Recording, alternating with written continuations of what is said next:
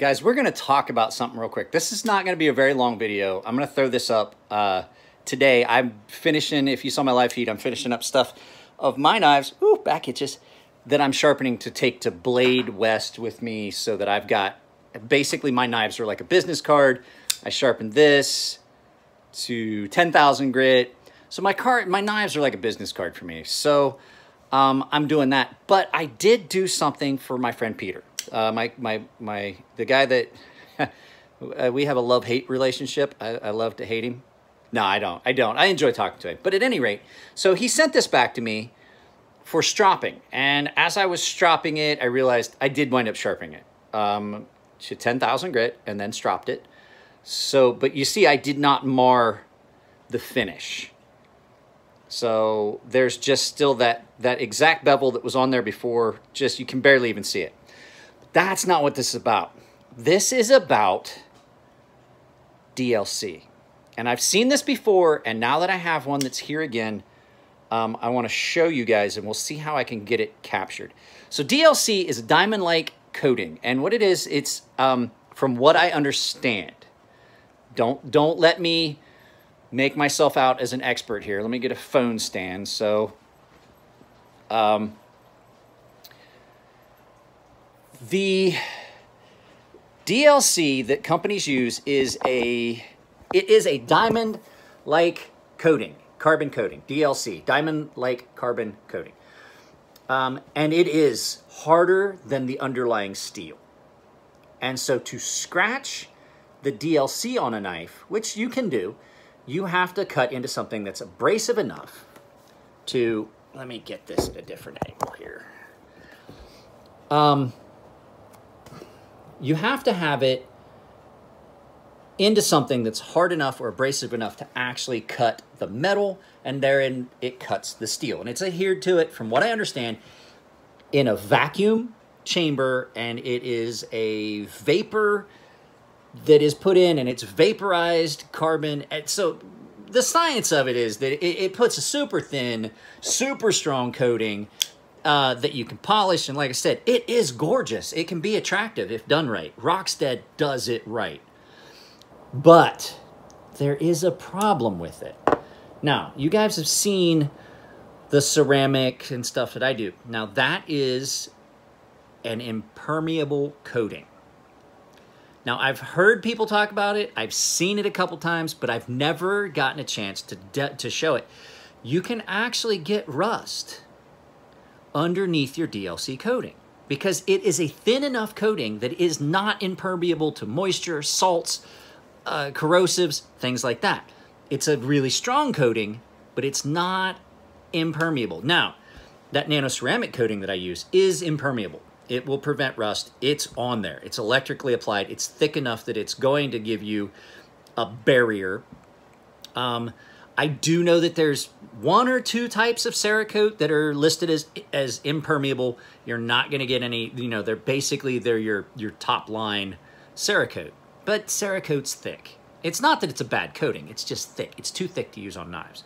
The nano-ceramic is still thin enough that if I do happen to coat the threads, it does not, on a screw, like I did those green screws on that buck, it doesn't add to it dimensionally enough even to screw with the threads on a screw. So there's that. But this is the big one. Here, let's get this around and we'll take a look at it. Hang on just a second. Like I said, quick video. I just wanted to show it. I sharpened it. I maintained that tiny, tiny, tiny little sharpening bevel that they have on their knives that you're just supposed to strop. Now, there's some finger oils and stuff, but right there we go. Now, I've put a coat of oil on it. I'm trying to keep this focused. That is, ladies and gentlemen, corrosion. That is rust. That is oxidation forming on this YXR 17 steel. Thumb studs, he's worn as you can see, he uses this knife. It gets carried a lot. This is his favorite knife. This side, not as much, but there's still some corrosion. On that spine, you can see it right there. There's some right there. So, like I said, don't get me wrong. I like the look of the way Rockstead does their DLC. It is gorgeous with that polish like that. But this is a high carbon tool still, this YXR17. I'm going to have to put a coat of oil on it because a lot of what I think was wrong with the edge on this knife, hang on. A lot of what I think was wrong with this edge is simply corrosion. It is. I looked at it under a loop. You could see it. I cleaned up all of it on a stone.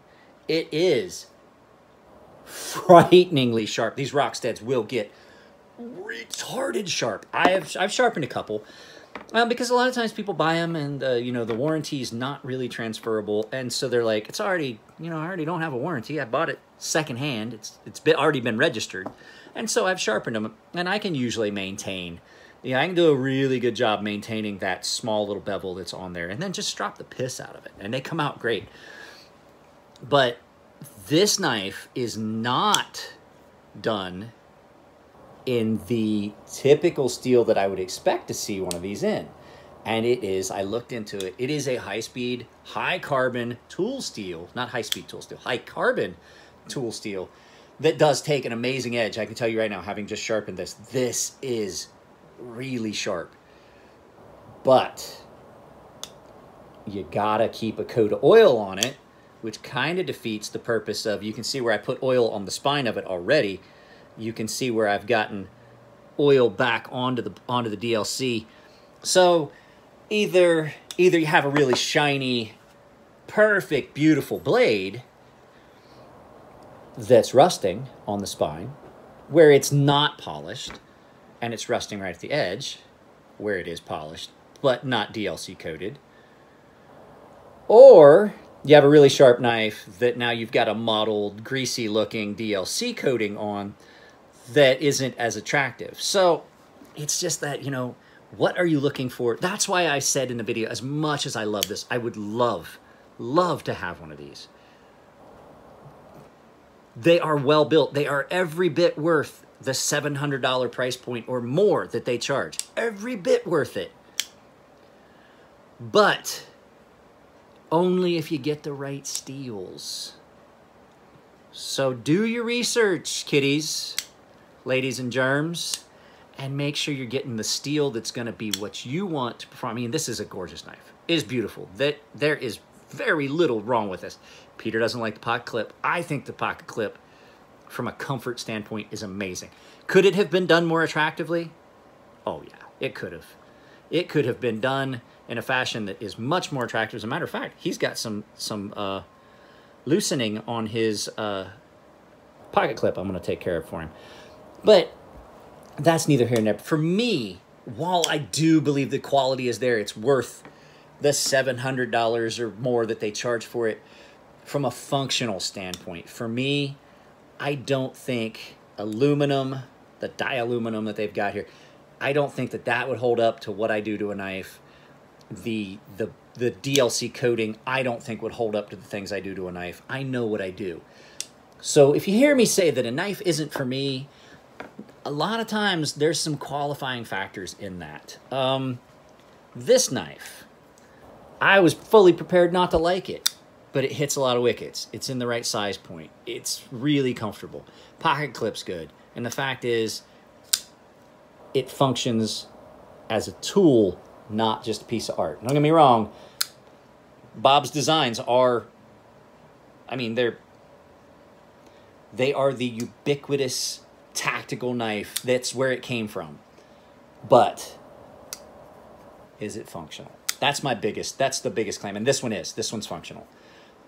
This one's functional, but it wouldn't stay pretty. And I have a feeling that for me, I find these knives so attractive that this would wind up staying in a safe. It does me no good. It's a $700 paperweight, and for me, that doesn't. So one of the things that, as we're closing this video, I want to express upon you, when I say these things in videos, and I might be, let's go back to Peter's Chad Nell.